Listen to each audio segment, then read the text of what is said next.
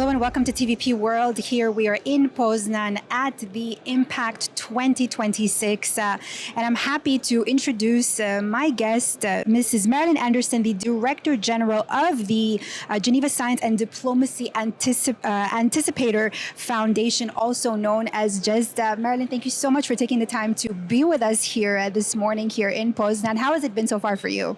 It has been wonderful. My first time in Poland, and only great so far. All right, so let's get into the real deal here. So let's talk AI. I mean, we're hearing a lot about that, right? Artificial intelligence, quantum computing, neurotechnology. If I ask you to look ahead a decade from now, maybe even 25 years from now, okay? Which scientific breakthrough do you think could change our lives the most? What should we expect? And at the same time, what should we be worried about? Thank you for this very relevant question, which is perfectly aligned with the mission of GESDA. So I won't give you my personal opinion, but the opinion conveyed by about 2,300 scientists around the world that we work with on these breakthroughs and on what science advances and breakthroughs are to come. So indeed, AI, quantum, neurotech, synthetic biology are all high on the agenda as transformative discoveries that will reshape societies in some way. And indeed, the exercise that we do at GESDA with these scientists is to pick their brains to see how they see the evolution of research in their own areas in the next 5, 10, 25 years. So your proposal to look at a decade ahead or 25 years is very timely, as this is precisely two of the three scales we work with. So if we go more specifically to AI, for example, it is not a future breakthrough. It is happening right now with large language models, as we know. But what is going to change maybe even further is, on the one hand, the fact that AI will also merge with the physical world, or that's what scientists believe will happen. I mean, we're already seeing that happen. With robots, and exactly. So that's what we call embodied AI. And when this merge is becoming more prevalent, more visible right now, it is happening. Of course, we see robots that can build, that can clean rooms, that can fill dishwashers, which are all... I have yet to experience that. They are still in a prototype stage, this is true. And many of them are still remotely controlled, but we are moving to that. Once this merge between the virtual world and the physical world is happening, it will mean that not only will we be connected sort of in language with them, but also in space with them. And the other advance that is foreseen is the increasing autonomy of their decision-making power.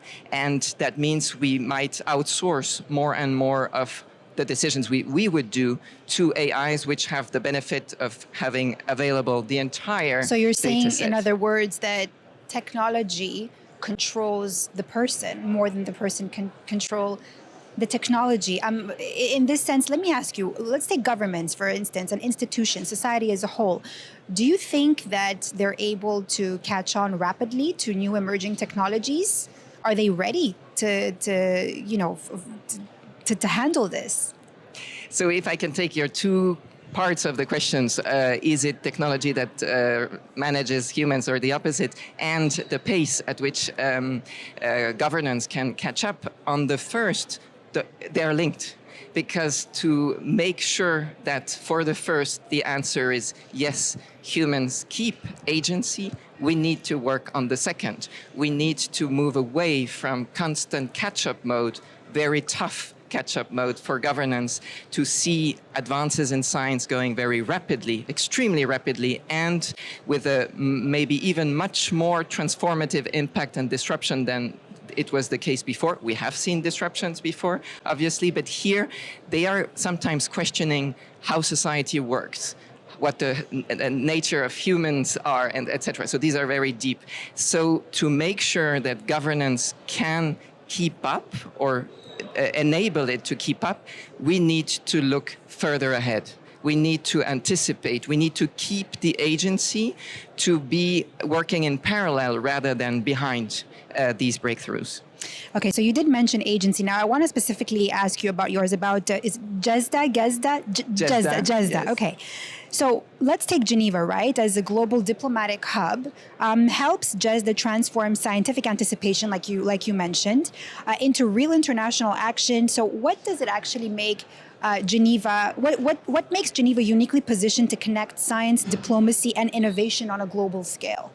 It is very unique because it is one ecosystem in one location where a lot of humans working in either innovation or science, like universities, or diplomacy, going from international organizations to permanent missions, to businesses, NGOs, all of these spheres cohabit in Geneva and can therefore work hand in hand as humans. And I insist on that because the fact that we can meet, that we can have actual conversations is extremely important, precisely to keep the agency and to keep the conversations in our hands rather than either in a distant mode or outsourced to AI. So it is a very special ecosystem where the diplomacy world, the scientific world, and innovation world, as well as the business world, all coexist and can therefore work together on the anticipation or on the preventive governance or a well-informed governance to come by having all the actors in one location.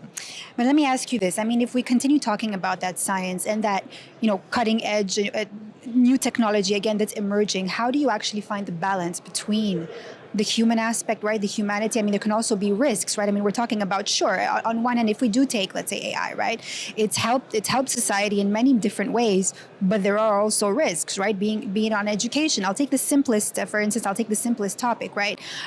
In some ways, I say, okay, I'm happy that I finished my education when AI didn't exist, right? When we're forced to write. I don't know if it'll be the same case for the future generation, right? So how do you find that balance?